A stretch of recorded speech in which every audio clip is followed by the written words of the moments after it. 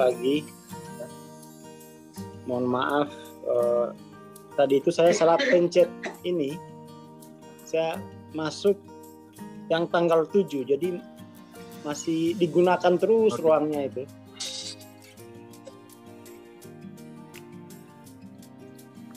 Ini baru benar. Oke, kita mulai. Halo Mbak Siti. Halo Bang Aswar. Ya. Ngobrolin apa nih? Ini. Pagi ini. Dari kemarin ya kayak apa itu? Muncul ini Bang kayak semacam manifest atau apa ya, atau mungkin masih terjebak di sebab akibat, enggak tahu, kayak gini loh. Kan kayak mikir yang manifest kayak itu, kayak misal yang di Greg Braden kayak itu. Kemudian itu kan ketika dilakukan kayak ada perlawanan kayak gitu.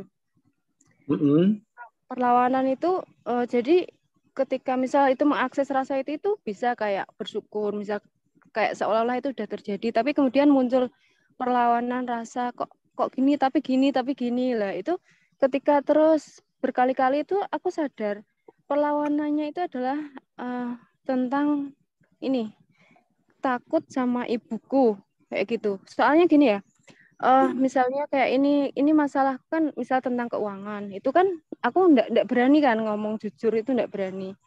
Lah sebenarnya misal hal terberat pun ibaratnya di penjara atau apalah, itu kayak enggak takut aku, cuma yang takut itu ketika ibuku tahu kayak itu.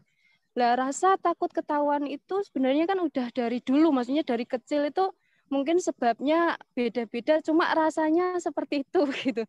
Jadi dari kemarin terus ini berarti meskipun dalam hal kayak manifest ini loh masalahnya, kayak rasa takut ketahuan kayak gitu loh Bang. Jadi masih belum ini apa yang perlu disadari atau terjebak di mana itu. Rasa bersalah mungkin ya. Oke ya. Gimana menjelaskannya? Jadi soal takut ya, ketakutan. Ya kalau ketakutan itu kan itu pasti struktur ego kan itu ya. Ego yang dominan. Jadi sebenarnya itu kalau ngikutin cara berpikirnya Hawking, entah itu takut pada ibu, takut pada Tuhan, takut pada apapun, itu sebenarnya adalah penolakan kita sendiri terhadap rasa takut. Jadi ada penolakan terhadap rasa takut yang itu kemudian kita coba kita coba pisah-pisahkan, takut pada ibu, takut ketahuan gitu ya. Padahal itu aslinya takut pada atau penolakan pada rasa takut itu lagi. Moh aku udah nggak mau lagi merasakan rasa takut itu. Kemudian penolakan pada rasa takut itu sendiri kita bagi-bagi lagi. Takut pada ibu macam-macam lah ya kita buat itu. Jadi itu harus kita ngajinya itu bab ketakutan ya. Yang sudah punya buku TLOC itu bisa lihat, ini saya langsung bacakan saja bab tentang ketakutan. Kenapa sih ketakutan itu? Ya. Fear. Ketakutan yang paling dalam adalah ketakutan eksistensi. Jadi orang takut, bukan takut mati sebenarnya, tapi takut tidak punya eksistensi. Itu ketakutan yang paling dalam. takut tidak punya eksistensi. Itu diceritakan oleh Hawking di biografinya. Diceritakan di biografinya. Sebenarnya persoalan terdalamnya itu bukan takut mati, tapi takut tidak punya eksistensi. Itu satu ya.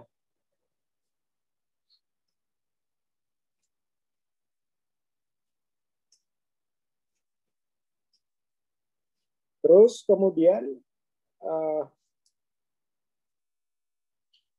ketakutan itu ya, ini ada, itu dimulai kita mengalaminya secara evolusioner kan itu ya. Jadi ketakutannya itu jadi seolah-olah banyak. Seolah-olah banyak.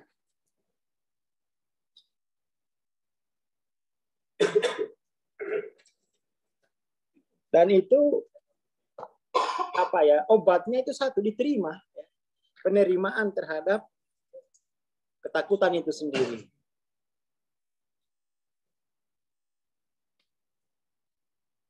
Jadi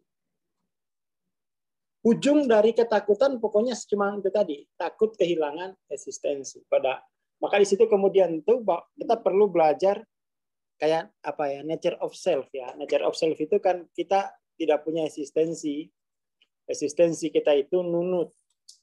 Atau source of self kita itu adalah source of self-nya. Jadi persoalan ketakutan itu ya hilang. Ya. Kita takut lagi, kenapa? Hal yang ditakuti ternyata tidak ada. Takut kehilangan eksistensi. Hilang gimana? Orang eksistensinya itu ngikut eksistensinya Tuhan. Jadi kita sudah sering, jadi ketakutan yang mendalam itu karena kita mengalami pengalaman hidup yang evolusioner ya. Awalnya masa kecil kita merasa ada karena orang tua kita ya. Itu ada maka saya ada. Tapi kemudian pengalaman mengajarkan kita semua yang pernah kita anggap ada ternyata itu hilang semua atau mungkin tidak berguna. Lalu bagaimana kehidupan ini? Itu ketakutan tuh di situ paling dasarnya ya. Maka kemudian obatnya itu kita itu enggak ada. Yang ada itu cuman Tuhan. Dan itu menjadi source of self. Sandaran eksistensi. Jadi seperti ini. Jadi kata saya yang kita ucapkan itu ya hanya semacam properti bahasa saja. Tidak bermakna eksistensi. Nah, itu mungkin obatnya ya. Bahwa saya yang kita ucapkan aku, saya, itu tidak bermakna secara hakiki, tetapi hanya sebuah properti bahasa. Hanya huruf. Hanya huruf.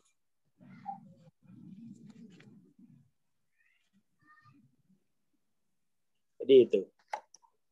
Yang kedua kemudian ketakutan yang bersifat sosial ya. Ketakutan yang bersifat sosial, misalnya tadi punya utang, takut pasangannya tahu ya toh. Atau takut orang tuanya tahu. Itu hanya butuh kejujuran saja. Jadi kita tidak perlu menggelembungkan ego kita ya. Itu hanya soal penggelembungan ego. Ego kita tidak perlu digelembungkan bahwa saya baik-baik saja, saya kuat kayak afirmasi di pengembangan diri. Ya, butuh kejujuran bahwa ya memang saya punya tanggung jawab itu ya. Tidak perlu menggelembungkan ego. Jadi itu ketakutan itu karena penggelembungan ego juga bisa ya. Bisa karena penggelembungan ego, kita takut ketahuan belangnya ya. Karena kita ini ternyata musang berbulu domba. Bilang aja musang, udah. Nggak usah pakai bulunya domba, biar nggak takut ketahuan. Jadi dibutuhkan apa ya? Di situ kemudian kan persoalan bagaimana mengatasi ketakutan itu bagaimana kita mengenali nature ego itu, ya. Nature ego itu ya berlebih-lebihan atas dirinya. Ya kan? Apa jadinya kalau saya ketahuan punya utang? Wah, itu kan suara ego ya, suara ego. Seperti itu. Jadi cara menerima ketakutan itu adalah dengan memahami bahwa di situ ego yang bermain. Yang cenderung menggelembungkan diri atau yang punya sifat ego itu penyangkalan dan penolakan terhadap proses kehidupan. Itu soal ketakutan ya. Coba kita lihat lagi di buku TLOC.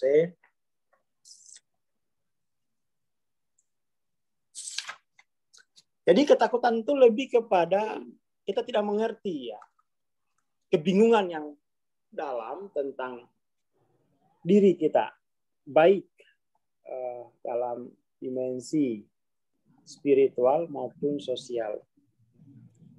Makanya kalau kita baca buku Hawking di halaman 84 ya, buku TLOC, sumber ketakutan tadi itu ditelusuri. Kalau saya misalnya ketahuan punya utang, terus apa setelah itu? Oh, saya akan diusir. Ya, kalau setelah diusir, terus apa yang terjadi? Oh, saya akan kehilangan harga diri. Terus setelah kehilangan harga diri, terus gimana? Saya menderita. Terus setelah menderita gimana? Saya akan diejek orang selamanya. Terus setelah diejek gimana? Terus saya bunuh diri. Terus setelah bunuh diri gimana? Terus mati. Nah, ini kan sampai situ aja ketakutan itu. Terus setelah mati gimana? Masuk neraka. Terus setelah masuk neraka gimana? Bingung. Ya kan? Setelah masuk neraka disiksa. Oh, berarti takutnya takut menderita. Takut menderita. Takut menderita. Padahal penderitaan itu ya itu adalah nature dari kehidupan. Lalu apa akar penderitaan itu? Akar penderitaan. Jadi akar penderitaan itu bagi masyarakat itu akar penderitaan itu adalah Tuhan salah nulis takdir. Ya, bagi orang-orang yang menderita itu penderitaan itu adalah takdir yang telah ditulis oleh Tuhan. Nah, itu kesimpulan yang sewenang-wenang oleh ego. Padahal akar penderitaan itu adalah sifat ego itu sendiri. Sifat ego itu sendiri adalah akar penderitaan. Menghasilkan penderitaan. Kenapa? Ya, sifat ego selalu menggelembungkan dirinya. Jadi seperti itu ya soal ketakutan.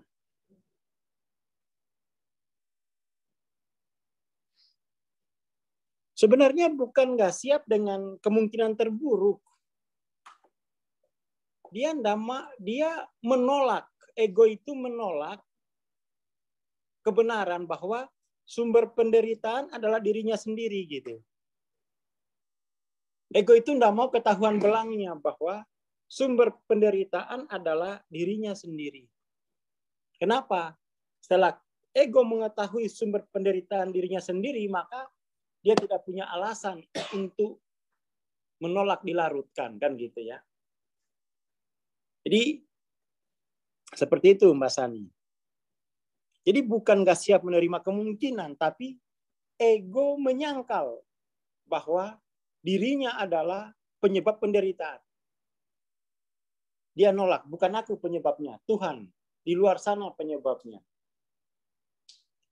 Itu maka kemudian solusinya kalau ego adalah penyebab penderitaan, dia harus dilarutkan.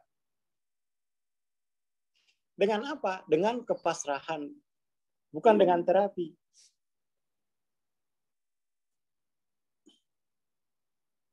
Seperti itu ya. Ini ada pertanyaan, kalau sering terjebak merasa belum bisa membahagiakan orang tua, anak, istri gimana Pak? Nah ini ya, merasa belum bisa membahagiakan. Itu penyakit juga ini ya. Penyakit yang sering ikut motivasi. Apalagi misalnya orang motivasi itu kan, kamu harus capai target biar bisa membahagiakan anak istri. Kalau perlu tuh sama mantan-mantan bisa dibahagiakan. Ya. Itu juga berbahaya. Bukan hanya bermasalah, tapi itu berbahaya. Berbahayanya bagaimana? Di situ pada akhirnya kita setuju bahwa sumber kebahagiaan itu dari luar. Kan bahaya sekali itu. Berarti sumber kebahagiaan itu dari luar. Ya kan? Dan kita meyakini itu. Akhirnya apa? Kita menuntut diri kita sendiri untuk membahagiakan seluruh manusia. Dan kita punya ketakutan kalau tidak mampu melakukan itu. Itu kan kita dipermainkan oleh ego lagi. Kembali lagi ke dasar awalnya bahwa ego selalu menolak. Menolak kebenaran bahwa penyebab penderitaan adalah dirinya sendiri. Dia mencari lagi keluar. Nanti saya yang akan membahagiakan dia. Itu biasanya kalau yang lagi pacaran tuh begitu. Tenang dek, tak bahagiakan ya. Dunia akhirat. Habis itu dek cari ketahuan Indomie. Ya ego pokoknya kuncinya ini. Ego itu selalu menolak dirinya sebagai penyebab penderitaan. Seperti itu.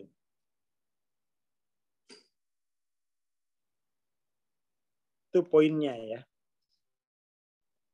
Jadi kalau menderita, apapun itu, baik 20 sampai 175, udahlah. Memang struktur kejiwaanku itu masih dominan ego. Titik. Nggak usah lagi saya takut karena ketahuan punya utang. Itu hanya lapisan-lapisan kognitifnya saja kan itu ya. Itu lapisan kognitifnya. Tapi itu bukan akarnya. Tapi ego tidak mau ketahuan belangnya. Tidak mau dilarutkan. Lalu pertanyaan paling banyak kan bagaimana melarutkan ego itu? Melarutkan ego itu dengan dicahayai dengan kebenaran.